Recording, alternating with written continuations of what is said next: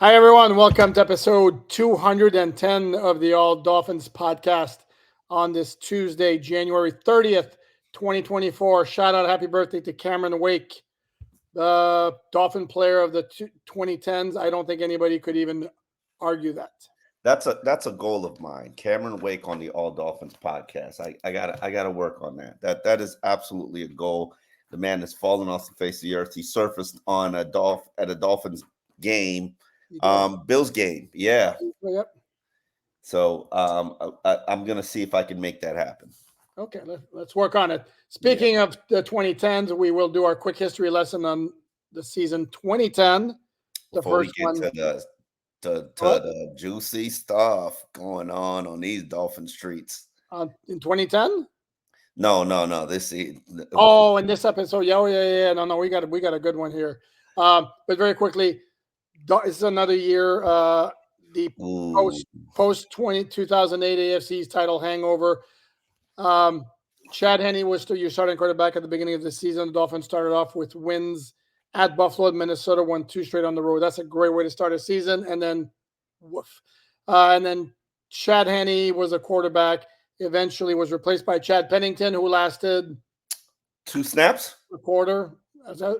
No, I think it was the first series against Tennessee. In the game, they wound up winning, and then they had to start a Thursday night game with Tyler Thigpen against the Chicago Bears and got beat 16-0. And we've seen some bad offensive football by the Dolphins in recent years, pre-Mike McDaniel.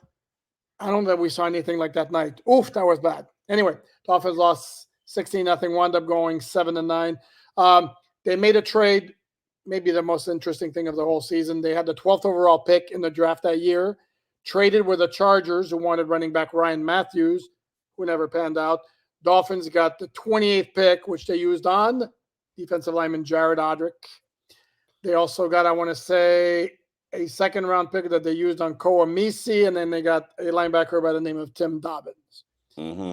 You glossed over the trade for Brandon Marshall, who was going to be the big receiver that made Chad Henne a respectable NFL quarterback. That never happened. You just glossed that year. I messed it up. I knew you'd remember everything related to Brandon Marshall, so that's why I figured let me leave it out. After working with Brandon Marshall, I now feel sorry for Chad Henne.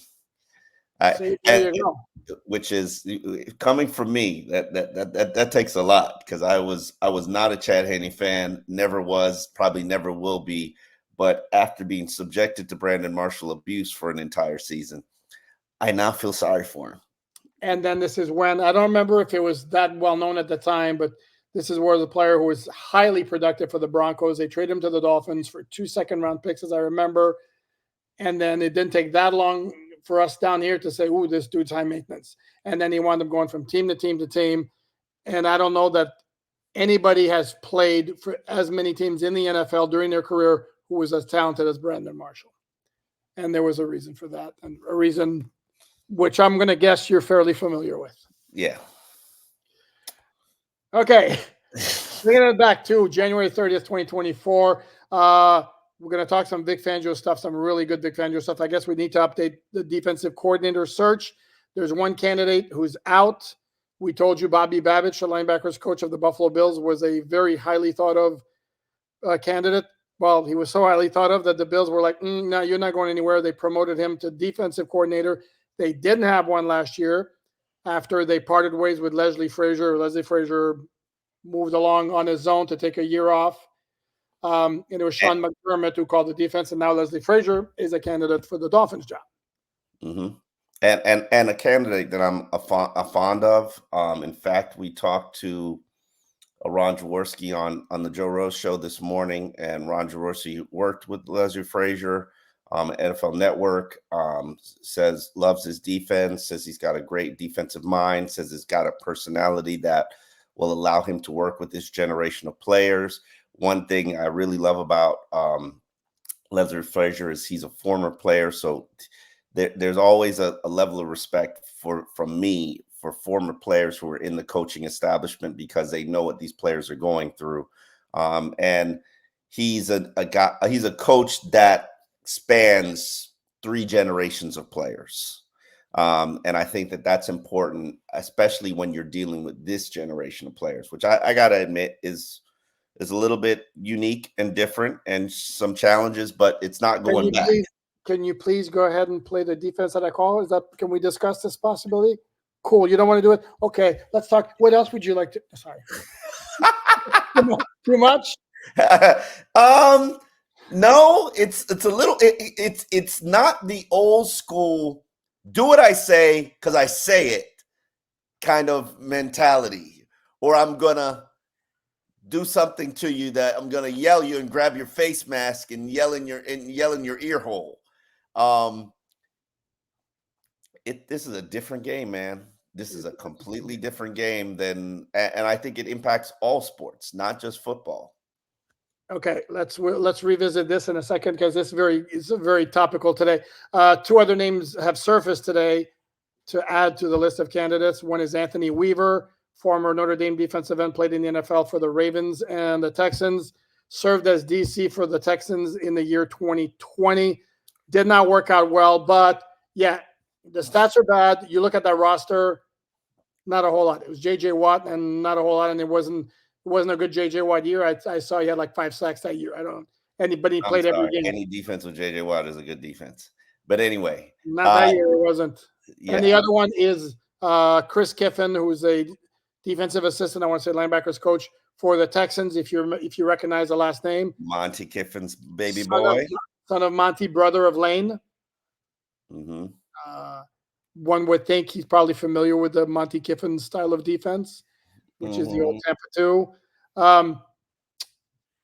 So, and that, in addition to Anthony Campanelli, to Ryan, and it should be mentioned that Anthony Weaver was a candidate for 2 head coaching positions. Interviewed for the Atlanta Falcons job, interviewed for the Washington Commanders job. And he's part of Harbaugh's staff with the Ravens and his assistant head coach. So I like the credentials. I don't necessarily like the production based on when you got your opportunity. But obviously, but it was 1 year. It was 1 year, but I'm sorry, I don't want you to be the last team in the NFL in a number of categories. I get it. If that's the case, Omar, then how did he become associate head coach or assistant head coach with the Ravens? Baltimore. Okay, tons of respect. You gotta have some respect. However, I'm not very comfortable with the fact that you coached the worst defense in the NFL 1 year. You are so unforgiving. Okay, let me list you the defensive starters here. Okay. You tell me if that jumps out, anything jumps out here. Okay. J.J. Watt, who we told was a great player. Really good player. Okay. Nose tackle is Brandon Dunn. Okay. Go ahead, be honest. You're going to say who? No, yeah, who? Not nose tackle is a very important position to be saying who. Continue. Okay, right defensive end, P.J. Hall. Who? Okay. Outside linebacker, bigger name, Whitney Marcellus. He was okay. He was okay. Okay, continue. Okay, inside linebacker, Zach Cunningham and Terrell Adams. Zach Cunningham's had some decent years with Tennessee. Right outside linebacker, former Dolphin Brennan Scarlett. Cornerbacks were Bradley Roby and Vernon Hargraves III. And your safeties were Eric Murray and Justin Reed, who's now become an absolute baller with the KC Chiefs. You tell me that's a star-studded defense right there? I cannot tell you that. Okay. So that's why and it's not just me, obviously other organizations kind of gave him a pass for it. Like, yeah, your defense completely sucked statistically, but you weren't necessarily working with a ton. So we shall see where that goes. But we need to address our previous defensive coordinator, one Dick Fangio, and the comments made by Ron Jaworski on Philadelphia station WIP. We should pull up the quote because damn, that's a good quote. And by the way, so the connection, by the way, with what would entitle Ron Jaworski to speak with some knowledge, some inside knowledge, and maybe serve as Very, the very. mouthpiece for I Vic was, Fangio, I was about who to say, very, very, very inside knowledge. He said the guys have been friends for 40 years. When Jaworski played for the Eagles and Vic Fangio was a volunteer for the Philadelphia Stars of the USFL. Jaworski, by the way, played for the Dolphins 1 year in 1988. But I got to pull up this quote here because it's a doozy. yeah, and for those who don't know or haven't followed or just surfaced on the All Dolphins podcast, or just peruse through, or maybe you're a Philadelphia Eagle fan, what we're setting up here is the fact that yes, on the way out, and it wasn't a firing; it was a mutual parting of ways. Vic Fangio received a couple of body blows from his players, not his fellow coaches, but from his players for basically being an old curmudgeon and uncompromising and very stubborn in his ways. They didn't like his coaching style, didn't like his approach, didn't like their inability to communicate with him. And they were kind of happy that he was moving on, and sort of celebrated it and didn't really care who became the defensive coordinator. They're not necessarily looking for an in-house candidate to be elevated. They just wanted him gone, and felt like he actually held the defense back in a lot of his decisions and a lot of his choices because Vic Fangio was stubborn and set in his ways. Now, And a lot of we that stuff, both, as media members, can acknowledge that there is some validity to that truth, correct? without question, some of it was like off the record, but then you had on the record Javon Holland posting on Instagram kicking rocks. You had Drew Rosenhaus saying that he wasn't popular with a lot of the guys. It wasn't a positive relationship. And then you had Tyreek Hill, while he's playing video games or doing Twitch or whatever it was, saying that he's a guru, but he's got to learn how to deal with players. He does. All of those were on the record. So Ron Jaworski today said, and he was asked, first of all, whether, because Jaworski's a big Eagles guy also, he was asked whether he was concerned about all that came out, and he was like, zero impact on me. And then he said, coach's coach. I have connections as well around this league, and I hear another side of that story, that there were some players on that defense that didn't want to work, didn't want to put the time in, didn't want to put the effort in, didn't want to make the commitment to be successful. Guys like to party at night, and South Beach is a really great place to party. Mm-hmm. And Dick tried to get those guys and push those guys to become harder workers and better athletes and more committed to their team, and he couldn't get through to those guys. Those were the guys that Vic was pushing, and they're the guys that are whining right now. Are you finished? Mm-hmm. Are you finished? I'm done. Okay. I think there's a lot of validity to some of the things that Ron Jaworski said. However, as the person who talked to a lot of those players, and it wasn't just after he was fired, because they've been talking to me all season, and they'd been complaining all season. I could tell you that it was not the party guys that had issue with Vic. These are some of the most well-respected Dolphins players. And everybody knows I don't really talk to Javon Holland, and you saw what Javon Holland said. Javon Holland is a very respected Dolphins player, and I can tell you Javon Holland isn't a partier. There are a number of guys who were not the partying type, who are extremely committed to their craft, who still had issues with Vic. Now, were there players, and is that something that I heard about Cam Smith? He wasn't playing because he didn't know how to be a professional, allegedly. I don't know Cam Smith's habits. I don't know if he showed up to practices late. I don't know what his mentality was. I don't know how much he studied. But I do know, and players have said to me, he could play, and he should have played over Eli Apple, who was one of the partying guys. So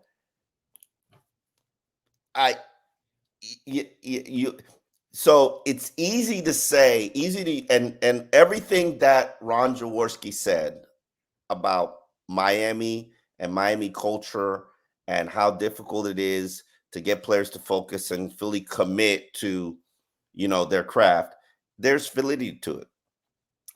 There are former NFL executives that used to work for the Dolphins that now work elsewhere. And they said, you have to be very, very, very careful about the player that you put into Miami because of Miami culture, Miami lifestyle. It's Tuesday today, if I want to go out and do something that involves alcohol, women, maybe drugs, music, late night, I can find it because that's Miami. Actually, hell, it's probably 2 miles from me if I want to get into something. Yeah. Hell, there's something at Tootsie's, which is 2 miles from the Miami Dolphins every night and 2 miles from the facility. I could leave practice, head to Tootsie's, get me a seafood lobster, and entertain myself for a couple of hours and not necessarily be a professional. Is that a problem that the Miami Dolphins have? Absolutely.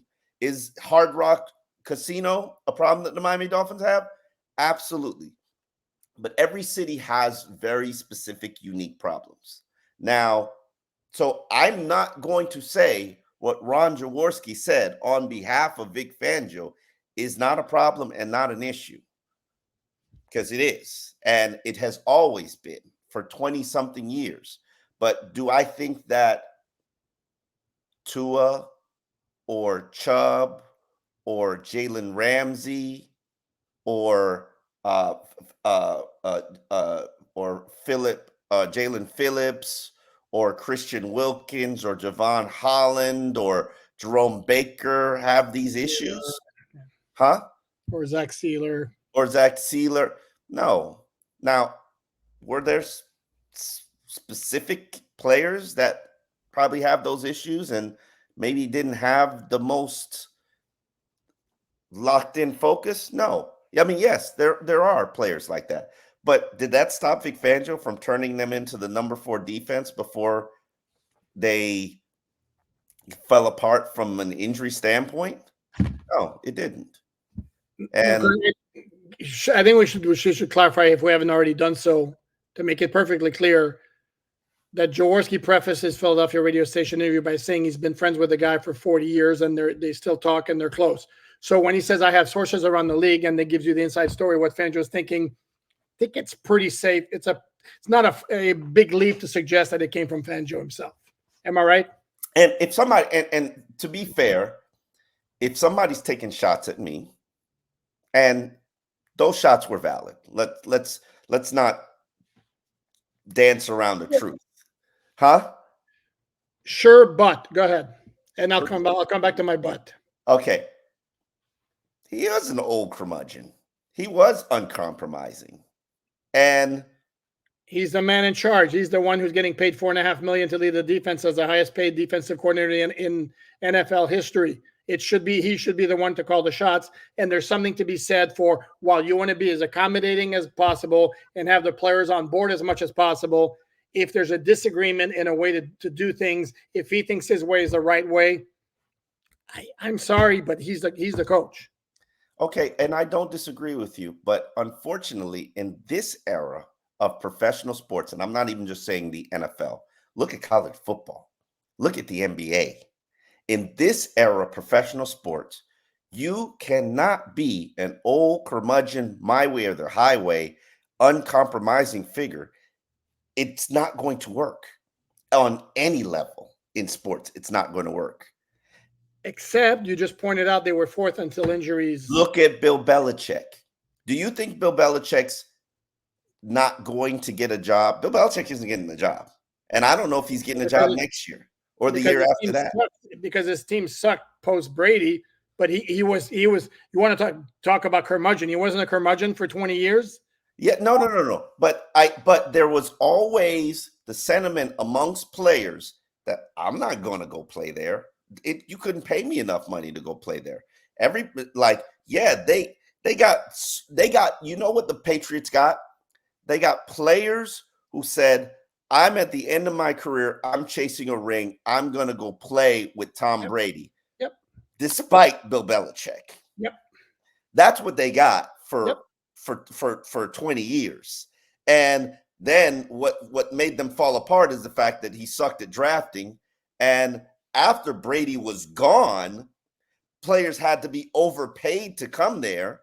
And he wasn't good enough to coach them into a winning. Well, he did coach them 1 year into a winning organization. But even coaches don't want to work for Bill Belichick right now. Like, you think that's the reason the defensive coordinator was the offensive coordinator for a season? Like, it's Well, yeah, cool, because he went with his old buddies. I mean, Joe. yeah. Yeah. But here's the thing about these players don't want to be coached hard. I'm sorry. Brian Flores coached them hard. Brian Flores was very difficult to deal with, but he wasn't a curmudgeon, and he listened. And despite what they want to say about Brian Flores, me personally, Omar Kelly, who is known as a player advocate, I have never once told you a player outside of Tua Tagovailoa or maybe Austin Jackson felt like he crossed the lines or was out of bounds or was uncompromised. I don't know a defensive player that complains about Brian Flores. I don't know one. No, not defensive players, but you do know that, and again, they're out there, valid or not. There were reports after he was fired, and I don't know if it's the organization like kind of throwing dirt on the way out. And they do that. They do, without a doubt. They don't do, and let me say something and make sure it's on the record. I've never been an organization plant, never intend to be an organization plant. What I have done my entire career is advocate for the players. And because I do that, I don't necessarily get information fed from the organization. So if they're out there shoveling dirt on people, it's not me they're giving the shovel to. Oh, good. So, hey, that's just, I can tell you who's been doing it over the years, but it ain't me. We don't need to go there. You and I know, but we don't need to go there. It's your buddy. Anyway, let's continue. Well, he'd be one of them. And I'm not an advocate for anybody. I'm an advocate for calling it as I see it, like or not. Here's the question that I asked, because I wrote about the Jaworski comments as they relate to. That's your cue there. Oh, well done. And my finger was on the right spot as they relate to Fangio. And the question I posed, based on those reports that players had issue with Flores because he was too much of a hard ass, for lack of a better term, and the same issues with Fangio. Again, I'm just throwing it out there. Is it possible that there's an issue? There's a toughness issue with this team, and again, I bring this up. I'm asking the question. I haven't studied it enough to make a definitive conclusion, other than to say that when the chips get down and it gets the toughest is late in the season. And under Brian Flores, the hard ass, the Dolphins were 10-5 in December and January games, including the tank season of 2019. Excuse me, the rebuilding season. And Mike McDaniel in his 2 seasons, Mike McDaniel, nice guy, relates to the players and all that. They're 4-8. And as I put in Dolphins.com, I understand injuries play a factor, quality of opposition plays a factor, but it's still 10-5 versus 4-8. No argument there in regards to Dolphins under Mike McDaniel have fizzled, and they play their best ball with Flores in the late stretches of the season. Doesn't mean they're a good team, but they play their best ball. And again, that's part of it is mental toughness. And but I also don't remember Brian Flores' team being decimated by injuries in the final months of the season his 2 years either. Just my personal opinion. And they weren't last year until the second concussion against Green Bay, but they still lost 4 in a row in December. Mm-hmm. Anyway, I don't know. Do I think that it's easy, if not lazy, to say the Miami Dolphins aren't a tough mental team because of the end result, or it's easy if not lazy, to say, oh, the Miami Dolphins are a soft team because they have a very player-friendly coach. And Mike McDaniel is about, if you look up the picture of player-friendly in the dictionary, Yep. his mug would be sitting right there in Correct. his designer clothes. Like but this is who you hired, and you knew that. Oh, And correct. now the thought is to make sure that somebody who is philosophically aligned with Mike McDaniel, as opposed to Vic Fangio, which who you question anything about Vic Fangio's defense, and every defensive assistant will tell you, well, 1/3 of the league is running his defense. They're running a version of it from something that he built, and we just got to figure it out and get more comfortable in doing what Fangio says. It's like everybody had been whipped. And Well, but then you also have in 2019, somebody did like a roundtable with the young rising star coaches, Sean McVay, Kyle Shanahan, and Matt LaFleur, and to a man, they all said that's the defense that gives us the most problems. It's the Vic Fangio defense. I mean, Mhm.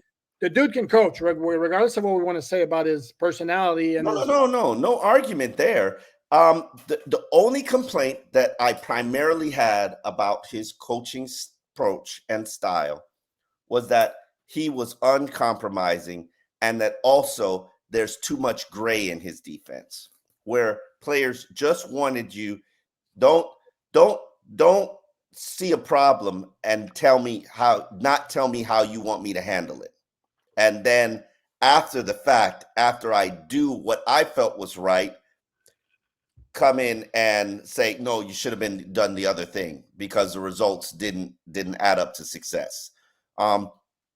And that had been, they were preaching this from OTAs, that, oh, this defense, it's a lot of gray, and leaves it up to your interpretation. Well, by the end of the season, players were like, we just want you to tell us how you want us to handle these crossers. Just tell us what to Yeah. do. And it never came. Um, I think Fangio will be a very successful defensive coordinator with the Philadelphia Eagles. I think he's going to lead other teams to success. He's never going to probably get a head coaching opportunity again, primarily because of his personality and his ways, which I'm pretty sure an ownership group doesn't necessarily want to deal with. We loved it. Yeah, I know another old curmudgeon who absolutely loved it. It was refreshing. It was Mhm. candid. It was honest. It was shots fired. We loved it. But they weren't cheap shots. I mean, he just They weren't wasn't cheap afraid to. shots. He They were was just just wasn't afraid to tell you if a guy wasn't playing up to snuff. Where with the other coordinators, with all the respect, nice men and all that, and we'll go back to that next year. Is everybody is working hard, making progress. You know, he fell on the sword when he needed to fall on the sword. correct. I think the biggest issue to me is when everybody in the world knew that he needed to be shadowing. He was absolutely adamant about not shadowing. And then the one time that they had success shadowing, it was not his game plan. Players just said, screw the old man, we're doing it. And it led to success. And I know you will say that he didn't take credit for it. He certainly didn't say that wasn't my plan. Dude, again, but he can't say the players defied me and did it against my wishes. You can't say that either. And that was the second Jets game, and no matter what they did, considering that Zach Wilson had somebody in his face pretty much a second after he took the snap, it wouldn't have mattered. I could have covered Garrett Wilson that day, wouldn't have mattered. I'm just exaggerating here, but you catch my drift. I mean, it Yeah. was just they just I mean, completely overwhelmed the Jets offensive line. but to wrap a bow on this, and I hear both sides of the story. And Fangio, it's not great when you hear people celebrating your exit. So I'm sure he's going to take the high road when he finally talks to the Eagles media, and Mhm. you know, but I would hope that this is also a learning opportunity for him, because I'm sorry, you can't coach today's player with that approach. It's not going to work. Not today's player. And I don't care what organization you're part of.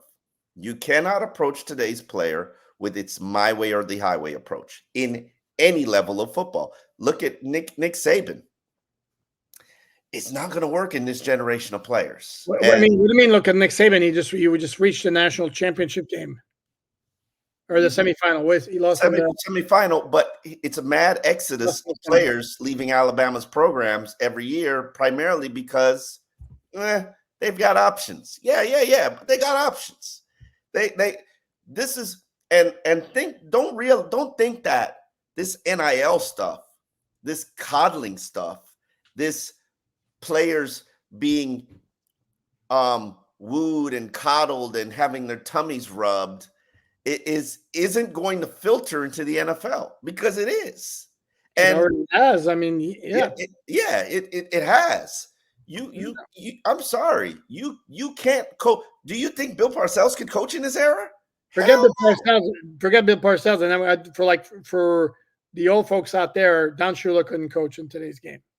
No. Yeah. He would have a hard time accepting the fact. Again, was it Frank Layden, the former Utah Jazz head coach, had like a funny line of like, it used to be go stand in the corner. Then it became, can we talk about the possibility of you going to stand in the corner? And then it became, why don't I go sit in the corner for you? The evolution of it. I never heard that, but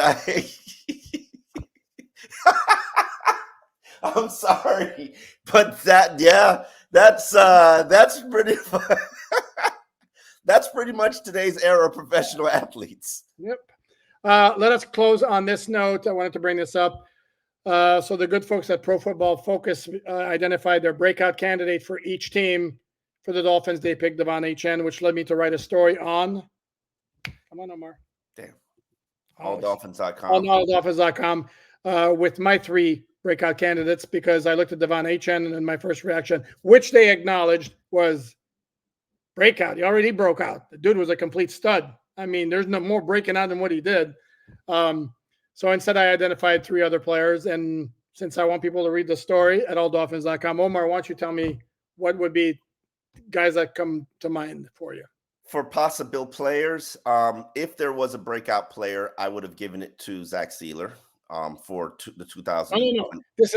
This is for next year. Not But based on, I'm sorry. I think Zach Sealer is going to have, as long as he has Christian Wilkins next to him, Zach Sealer is a baller. But anyway, I think he's going to be arguably considered one of the best defensive tackles in the NFL. If he has Christian Wilkins next to him, what'll happen next year? Who knows? If I had to name a breakout player, obviously it's going to be Cam Smith. I hope that the young man took all of the hazing, the harassing, the Vic Fangio, and this was told to me by multiple players. Vic Fangio hates him. He'll never play. And I gave up on that at midseason. And Vic Fangio absolutely despised the young man, and he was never going to play for Vic Fangio. So this gives him new life. Hey, he did play 20 snaps. Come on. No. He played 11 snaps on defense. No, they played 20, but okay, go ahead. No, I looked last time. It was 20. Go ahead. Anyway, but if I'm going to assign another breakout to a player, it would probably be Julian Hill, the tight end. Okay. Played nearly 400 snaps on offense. From a coaching staff standpoint, they raved about this young man. Mm-hmm. In terms of, even Durham Smythe said, he's tougher than me. He's smarter than me when I was at that age. He's going to be a very good player. And so every Dolphin fan who thinks that this organization is going to be drafting a tight end in the first round and, moving up and trading up for Bowers, and I don't know about that. They are big fans of Julian Hill, and if there's going to be another breakout star offensively, it's probably going to be him. Considering I don't think this team has very good depth or young talent, and I can't name you 5 young players on this roster. Yeah. And a lot of that has to do with poor drafting. Yeah, I said it. I can't name you anybody else. That's just no young defensive end, no young defensive tackle, no young inside linebacker, no young edge player, unless you want to consider Cameron Good a young edge player.